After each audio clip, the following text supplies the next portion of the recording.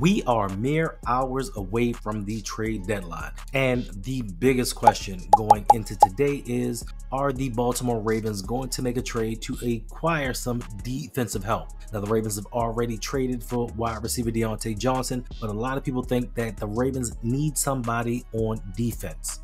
The Ravens once proud defense, the thing that the Ravens could hold their hat on for years, is maybe the one thing stopping the Baltimore Ravens from making it to a Super Bowl. And the biggest question is it the players or is it the defensive coordinator? To me, this is a hard question to answer. I really could not tell you guys. But one thing's for certain and two things for sure, something needs to change. In acquiring a player at the deadline, I don't know if that is going to be the answer. There have been a myriad of names brandished around who the Baltimore Ravens can acquire. Of course, the Ravens would love to acquire Max Crosby. They would love to get a Myles Garrett. I've heard Budda Baker and Lattimore's names being thrown out there. But is this one player going to help this team? Could bringing back Jadeveon Clowney help this pass rush, and more importantly, help these defensive backs not have to cover as long, and in turn, we will not be the last when it comes to pass defense. For some teams, this may be the norm, but for the Baltimore Ravens, it's not something that we are used to, and especially last year with having the #1 overall defense. Last season, the Baltimore Ravens under Mike Macdonald was first in points against, they were first in sacks, and they were first in turnovers. And unbeknownst to many, coming into this season, we didn't think that we would take this precipitous fall into the lower rankings of the bad defenses throughout the NFL. What is the cause? What is the problem? Is it a mixture of the coaching and the players, or is it just the scheme in itself? Because for the most part, 80% of this defense has come back.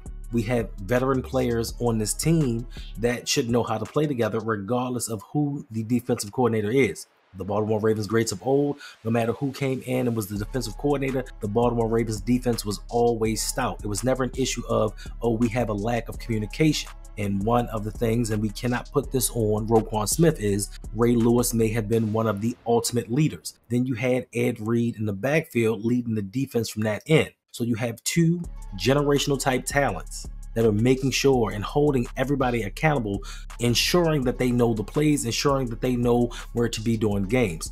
We just don't have that right now. Kyle Hamilton is a great talent, but I'm not sure that he can get these guys together because something is wrong, something is missing. Like I said, last season the Ravens had the #1 defense. They were 6th against the pass and 14th against the rush. And there is a faction that said we should have kept Mike Macdonald and let John Harbaugh go upon his way. But I think it may be a little more complex than that. Because if you take a look at Mike Macdonald's team up there in Seattle, he may not have the horses that he had in Baltimore, but he does have some pieces on defense. And right now, that defense is struggling.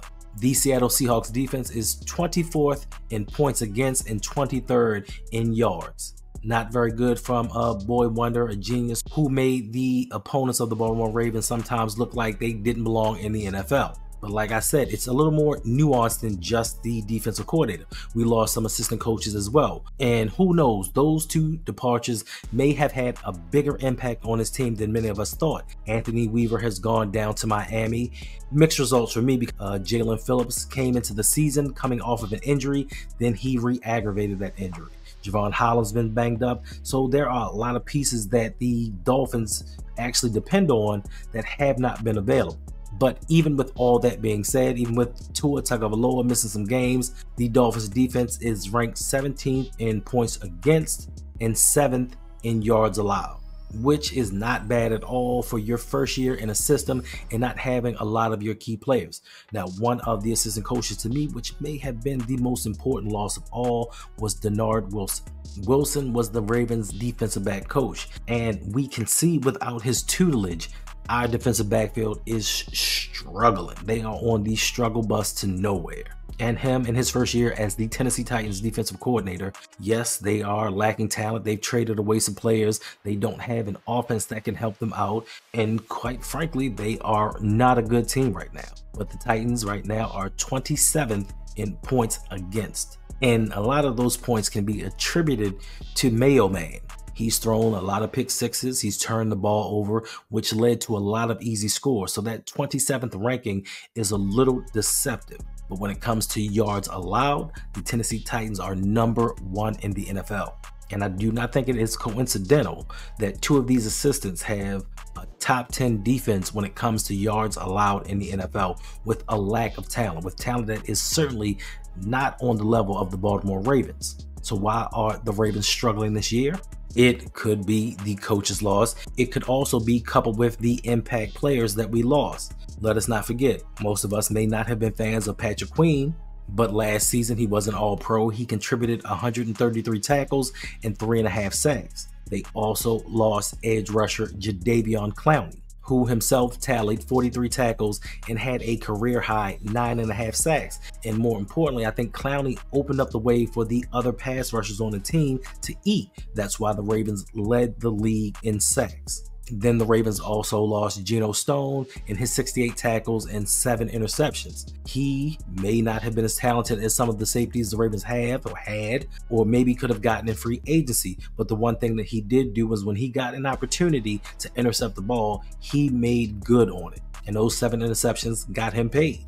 But right now, the Ravens are sorely lacking someone that can keep their hands on the ball. They've had many opportunities to catch interceptions, but just were not able to do it.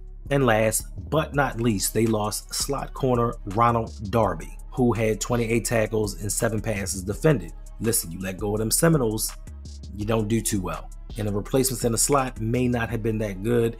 Once again, it could be because we are missing that defensive backs coach. But you couple in the defensive coordinator, 2 assistant coaches, and you lose some key members of the defense. Of course, you are going to take a step back. But no one saw this coming, that we would take a step back this far. No one thought that the offense was going to have to carry this team throughout the 2024 season. And yes, we did lose some players, but the Ravens drafted some players as well. They brought in a TJ Tampa, a Nate Wiggins to replace those losses. They drafted an Adisa Isaac to come in and replace Jadeveon Clowney, or at least provide some pressure, any pressure. Because right now, this is something that we're not getting as a defense. They picked up Eddie Jackson and Kadar Holman in free agency. So they thought that they had brought in suitable replacements, but it may not be that simple. And if there was one person to blame, it of course would have to be Zach Orr. And many are placing the blame at the feet of Zach Orr for this. The Ravens have the 23rd ranked scoring defense. They are 21st in yards allowed, 32nd in pass defense, and they are first against the run. And I think that the run defense has gotten a little bit worse ever since Dean Pease has come in to advise Zach Orr. The place where I feel that the Ravens fell short was, I don't think that they did their due diligence when it came to looking for a defensive coordinator. John Harbaugh was so quick to look in the house and say, you know what, that's my guy. Let's go with him. There were other candidates out there that may have done a better job with this defense. Brandon Staley, the former head coach of the Los Angeles Chargers, shit for a head coach, but he was great at coaching up a defense. You also had another former head coach in Mike Vrabel. Yeah, we don't really like him too tough, but he knows how to play and he knows how to get the best out of his defense. Or the Baltimore Ravens could have gone into college and found some whiz kid to come in and run the show. But instead, they chose to stick with Zach Orr. And one of the telling things for me is when it came to the Ravens and their #1 defense, of course, you know, when your defense is that dominant, other teams are going to want to replicate what you do. And to replicate it, they start picking apart your team. They start taking the coaches that they feel can help them try to get to the level that you were at the previous season. And when it came to coaching interviews, I think Zach Orr had one. He had an interview with Green Bay, but they didn't interview him. They went in another direction because they realized you do not have the experience to run an NFL defense. You may be great one day, but right now, as we're trying to win a Super Bowl, you are not capable of taking a team there. And we need to turn these things around because the Kansas City Chiefs just won another game and they are undefeated. And I get that a lot of people do not want the Ravens to get the #1 seed, but it will be nice not to play that extra game, to have that home game in the AFC Championship if the Ravens make it, which I think that they really should, because Lamar is doing everything in his power to get the team there. It's just that the defense is lacking in certain areas. And we really need to pick it up because we have some tough games slated for the second half of the season. The Ravens take on the Bengals on Thursday night on a short week. Then we have 2 games versus the Pittsburgh Steelers. We have to take on the Houston Texans and the Philadelphia Eagles. These are all winnable games, but these are teams that know how to pass the ball.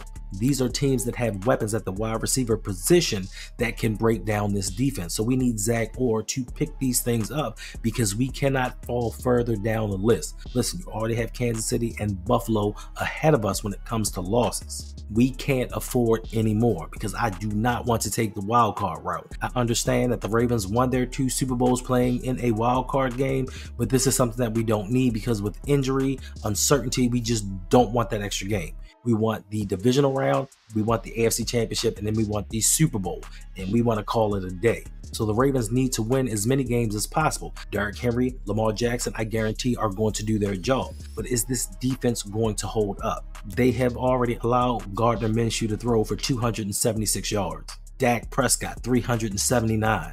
The first time that we faced Joe Burrow, he had 392 yards and 5 touchdowns. Then turn around and give up 370 yards to Baker Mayfield. And then in the game before the Broncos, we gave up 334 yards and 3 touchdowns to Jameis Winston, a guy who has not started a game in over 2 years. So when we come up against these more experienced quarterbacks, we're going to need a defense that's going to slow them down. I don't expect the defense to stop them, but I do expect them to make key and timely plays. And if our defensive coordinator is not putting the team in a position to do that, I don't know what we're going to do. So the biggest question for today is, do we make a trade or do we make a trade? And I'm not just talking about trading for a player. I'm talking about trading in a philosophy. So to me, the rest of the season and the fate of the Baltimore Ravens rest upon what Zach Orr does next.